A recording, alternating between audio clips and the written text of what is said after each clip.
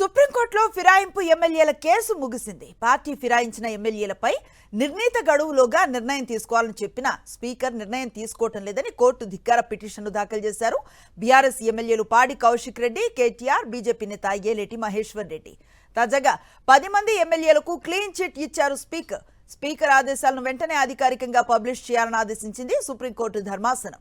ఆ తర్వాత పిటిషనర్లకు కావాల్సిన డాక్యుమెంట్స్ 4 రోజుల్లో ఇవ్వాలని సుప్రీం ధర్మాసనం ఆదేశించింది.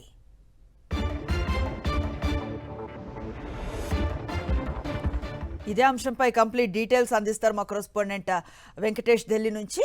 వెంకటేష్, చెప్పండి.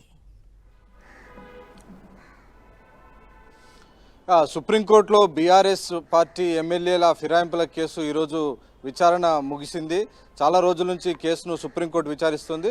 ప్రధానంగా ఈ కేసులో బీఆర్ఎస్ కానీ బీజేపీ సవాల్ చేసింది. స్పీకరు నిర్ణయం తీసుకోకుండా సుదీర్ఘంగా ఈ పిటిషన్లన్నీ పెండింగ్ పెడుతున్నారు. 10 మంది ఎమ్మెల్యేలు పార్టీ మారినా దానిపై నిర్ణయం తీసుకోకుండా కాలయాపన చేస్తున్నారనేది ప్రధానంగా పిటిషనర్స్ చేసినటువంటి వాదన. సో ఆ నేపథ్యంలో 3 నెలల్లోగా నిర్ణయం తీసుకోవాలని గతంలోనే సర్వోన్నత న్యాయస్థానం ఆదేశించింది. అది కాస్త గడువులు పెంచుకుంటూ పోయినటువంటి నేపథ్యంలో ఫైనల్గా నిన్ననే స్పీకర్ దీనిపైన నిర్ణయం తీసుకున్నారు. సో మొత్తం 10 మంది ఎమ్మెల్యేలు కూడా పార్టీ మారలేదని స్పీకర్ నిర్ణయం తీసుకున్నారు. సో ఆ నేపథ్యంలో స్పీకర్ నిర్ణయం తీసుకోవడం పూర్తయింది కాబట్టి ఇక పిటిషన్లన్నీ కూడా ఇన్ఫ్రాక్షియస్గా మారాయి, నిరర్ధకంగా మారాయి. ఆ నేపథ్యంలో కేసును డిస్పోజ్ చేస్తూ ఈరోజు సుప్రీంకోర్టు నిర్ణయం తీసుకుంది. సో ఇక స్పీకర్ తీసుకున్నటువంటి నిర్ణయం ఏదైతే ఉందో ఆ నిర్ణయాన్ని కనుక ఛాలెంజ్ చేయాలంటే మళ్ళీ ఆ స్పీకర్ తీసుకున్నటువంటి తీర్పు కాపీలన్నిటిని కూడా వెంటనే పిటిషనర్స్కు అందజేయాలని ఈరోజు సుప్రీంకోర్టు ఆదేశించింది.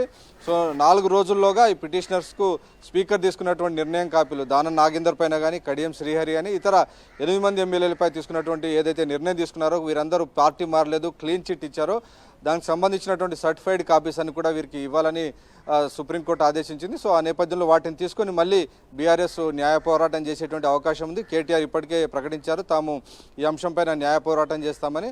సో వన్స్ ఆ స్పీకర్ ఏ అంశాల ఆధారంగా బీఆర్ఎస్ పార్టీ ఎమ్మెల్యేలను ఎలాంటి వేటు వేయకుండా నిర్ణయం తీసుకున్నారో దానికి సంబంధించినటువంటి తీర్పును పూర్తిగా అధ్యయనం చేసిన తర్వాత బీఆర్ఎస్ మరోసారి తెలంగాణ హైకోర్టును ఆశ్రయించేటువంటి అవకాశం కనబడుతోంది.